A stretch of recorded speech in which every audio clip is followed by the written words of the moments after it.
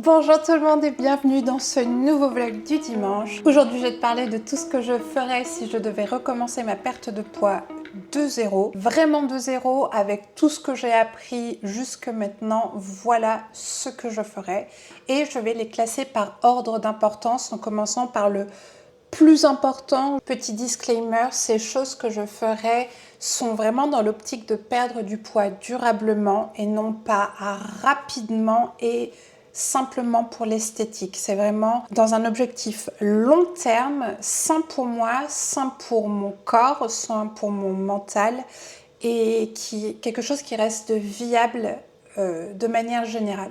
Voilà. La première chose que je ferais si je devais commencer de zéro, ça va pas plaire à tout le monde, mais c'est de me mettre en déficit calorique. Voilà. Sans déficit calorique, il n'y a pas de perte de gras ou perte de poids. Je sais, c'est comme ça. Et il y a une façon où tu peux calculer tes calories pour les personnes pour qui ça ne pose pas de problème. Et je vais te proposer aussi une autre option si pour toi calculer, voilà, ça te pose des problèmes, ça te remet dans tes TCA, etc. Je comprends. On y reviendra après. La première méthode pour calculer ton déficit calorique, donc bien sûr, on ne vise pas un déficit trop prononcé, ça ne sert à rien, tu ne vas pas tenir sur le long terme. On va juste prendre ton poids actuel et tu vas le multiplier soit par 22 si tu es sédentaire, soit par 23 si tu es ni sédentaire ni hyperactive et par 24 si tu es hyperactive. Ça va te donner le nombre de calories ou d'énergie, le total d'énergie que ton corps a besoin pour maintenir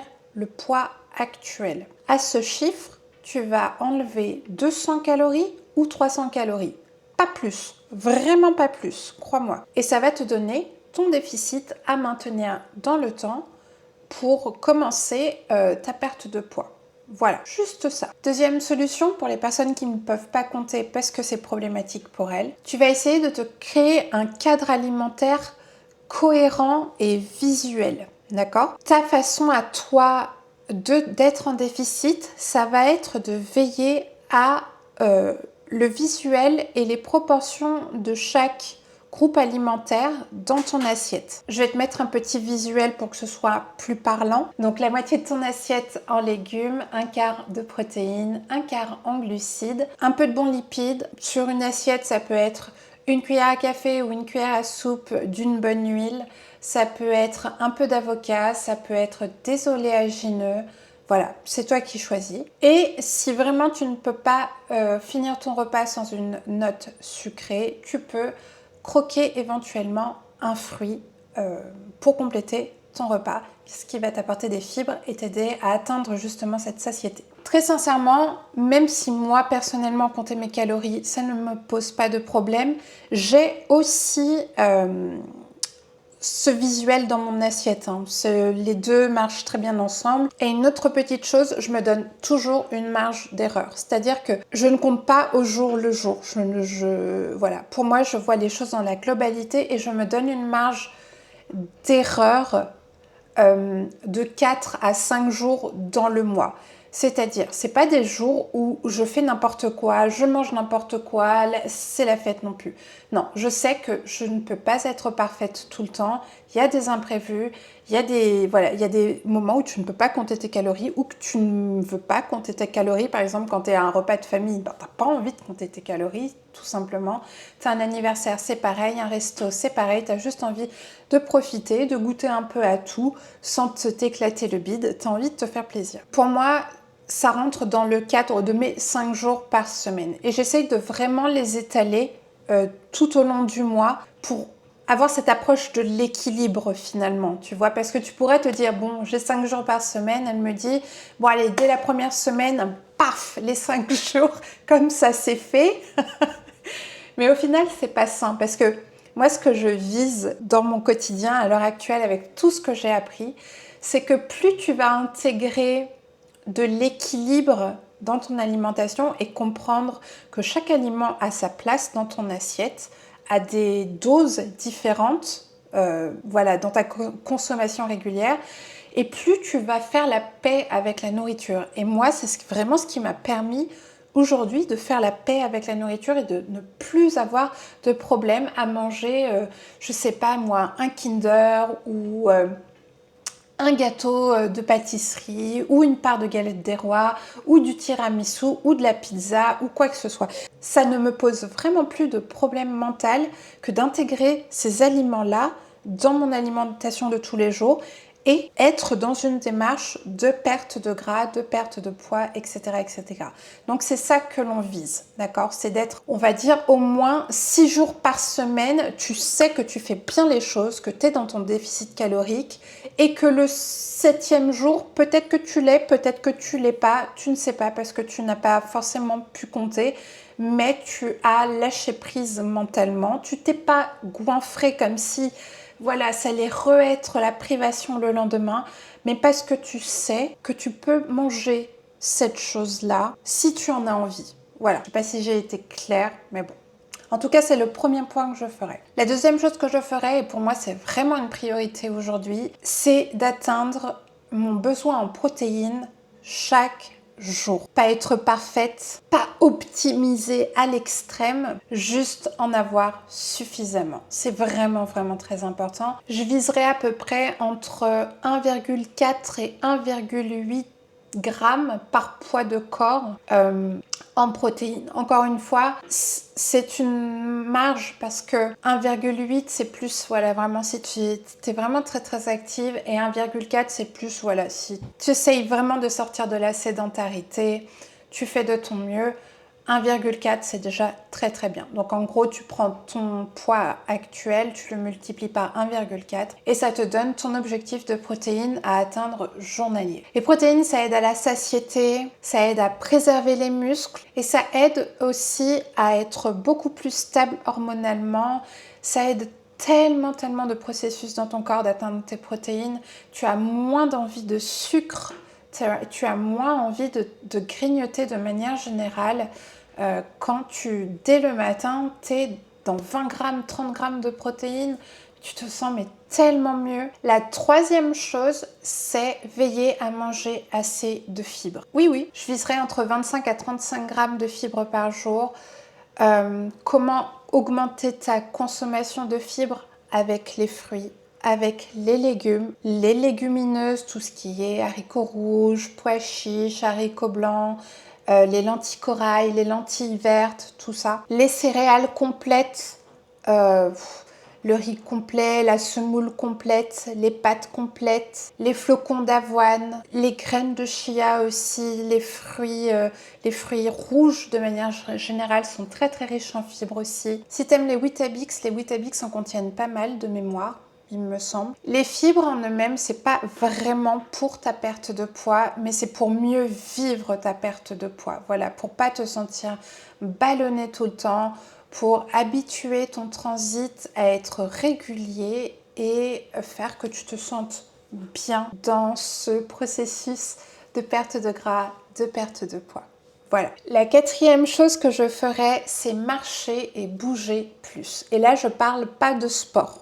Je parle vraiment de ce que tu fais tous les jours dans ta vie. C'est hyper important. Moi, c'était mon plus gros problème dans le temps, c'est de croire que le sport, en fait, ça faisait tout, alors que j'avais une vie mais extrêmement sédentaire. Je ne marchais, mais je pense que si je pouvais compter les pas, je ne devais pas marcher plus de 2000 pas par jour, ce qui est très peu.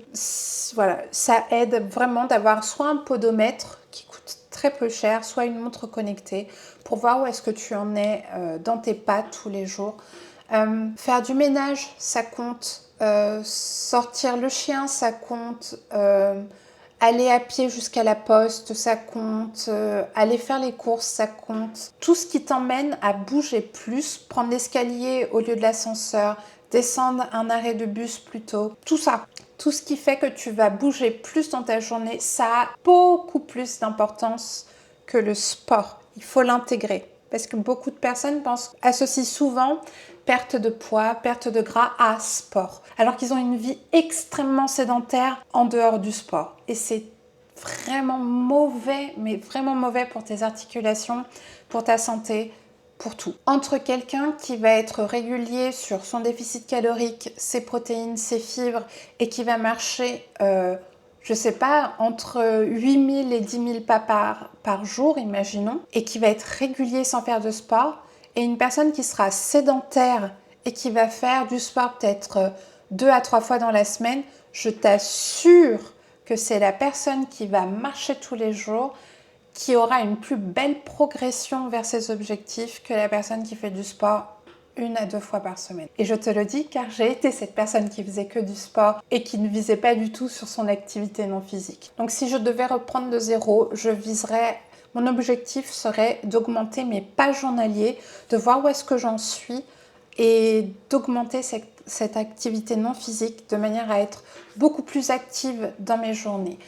Pour te donner un chiffre de départ, si tu es vraiment sédentaire, 7500 pas par jour pour commencer pendant 3-4 mois, c'est déjà extrêmement bien. Et dès que tu te sens à l'aise avec ce chiffre de pas-là, si tu pars de zéro, tu augmentes par 500 ou 1000 pas tous les 3-4 mois jusqu'à que tu sans non plus viser trop haut, d'accord? Moi, personnellement, dans ma vie de tous les jours, je fais mes pas sur un tapis de marche à la maison. Je fais à peu près 24 minutes de marche après chaque repas, donc ça me fait 3 marches par jour, ce qui me fait un peu plus d'1 heure en bout de route. Et ça me fait atteindre très très facilement mes 10 000 pas. Et je trouve ça génial. Voilà, c'est vraiment le plus beau cadeau qu'on puisse s'offrir, un tapis de marche quand on travaille à la maison ou qu'on n'a pas l'occasion vraiment de sortir, qu'on n'a pas le temps, etc. C'est le plus beau cadeau qu'on puisse s'offrir pour notre santé, vraiment. La 5e chose que je ferais, ça serait, une fois que toutes les premières choses que je viens de te citer, voilà, c'est entrer dans une routine, c'est acquis. Ensuite, j'intégrerai du renforcement musculaire. Pas forcément des séances longues, pas forcément des séances compliquées, mais de manière régulière. Ça, c'est super important. 2, 3, 4 fois par semaine, c'est toi qui choisis. Même sans haltères, au poids de corps, c'est très très bien pour commencer. On n'a pas besoin de grand chose pour débuter. On se fait souvent toute une montagne, mais il me faut ci, mais il me faut ça, il faut que j'achète ci, il faut que j'achète ça. Si tu as un bon soutif pour te maintenir la poitrine pendant que tu fais le sport, c'est surtout ça le plus dérangeant quand on est une femme, c'est de ne pas avoir une bonne brassière de sport. Une fois que tu as une bonne brassière de sport, mais meuf, tu peux faire tous les sports que tu veux, tu te sentiras bien. Le muscle, c'est pas un ennemi de la perte de poids. Souvent, les gens pensent que voilà, si je prends du muscle, ça va ralentir ma perte de poids. Mais c'est un allié de fou. C'est ce qui va vraiment te donner l'aspect que la plupart des gens ne se rendent pas compte quand ils s'imaginent en perte de poids une fois qu'ils ont atteint leur objectif. Cet aspect, très tonique et joli, c'est le muscle qui donne cet aspect-là. Donc rien que déjà en intégrant de la marche tous les jours dans ton quotidien, tu vas voir déjà que tes jambes sont beaucoup plus belles, beaucoup plus allongées, beaucoup plus de puissance. Et ensuite, intégrer 2, 3 ou 4 fois des petites séances comme ça de renforcement musculaire, même à poids de corps ou avec des petites haltères si tu en as à la maison. Vraiment, ça va vraiment t'apporter un bien-être de fou et un gain de mobilité très intéressant pour toi dans ta vie de tous les jours. Et mon dernier point, c'est le sommeil. Je veillerai à avoir du sommeil en quantité et en qualité. Voilà, encore une fois, ça aide si tu as une montre connectée à traquer ton sommeil, à voir combien de fois tu t'es réveillé pendant la nuit, est-ce que tu as assez de sommeil profond. Ça, c'est très très intéressant parce que sans sommeil de qualité, tout ce que je t'ai dit avant aura vraiment du mal à porter ses fruits. Le sommeil de qualité, c'est ce qui te permet de récupérer, c'est ce qui te permet d'éliminer aussi. C'est très très sous-coté, mais c'est tellement important et je veillerai du coup pour moi. Je sais que sans 8 heures de sommeil, je ne peux pas fonctionner, mais 8 heures, c'est vraiment mon minimum. Si j'arrive à gratter plus, je gratte plus et je fonctionne encore mieux le lendemain. Et voilà. Et mon corps aussi fonctionne mieux. Ça, c'est propre à moi. Adapte à ce que tu as besoin en sommeil pour toi. Et voilà. Je pense que la boucle est bouclée. C'est les 6 choses que je ferais si je devais repartir de zéro. Me créer un déficit calorique léger et tenable dans le temps, en m'accordant une marge d'erreur dans tout ce qui est comptage et suivi. Veiller à ce que je mange assez de protéines chaque jour, et ça c'est non négociable, c'est vraiment tous les jours. Veiller à ce que je mange assez de fibres aussi tous les jours, non négociable. Intégrer plus de mouvement dans ma vie de tous les jours, et ça, le faire régulièrement, pas uniquement quelques jours dans la semaine. Veiller à ce que ce soit vraiment quelque chose que tu ne comptes pas comme du sport. Aller marcher, c'est pas faire du sport, c'est utiliser ton corps pour ce pourquoi il a été construit, c'est-à-dire bouger, marcher, faire tes trucs de tous les jours. Ton corps n'est pas conçu pour rester assis toute la journée ou allongé dans le canapé. Il se sent beaucoup mieux quand il est en mouvement. Une fois que tout ça c'est fait, acquis et bien ancré dans ton quotidien, à ce moment-là, j'ajouterai 2, 3 ou 4 séances de renfort musculaire courtes, pas compliquées, à poids de corps s'il faut, pour continuer et pour vraiment avoir une belle structure. Et je finirai par veiller à la qualité de mon sommeil. Voilà, rien d'extrême, rien de magique, juste des bases simples, respectueuses de ton corps et qui sont tenables dans le temps, tout simplement.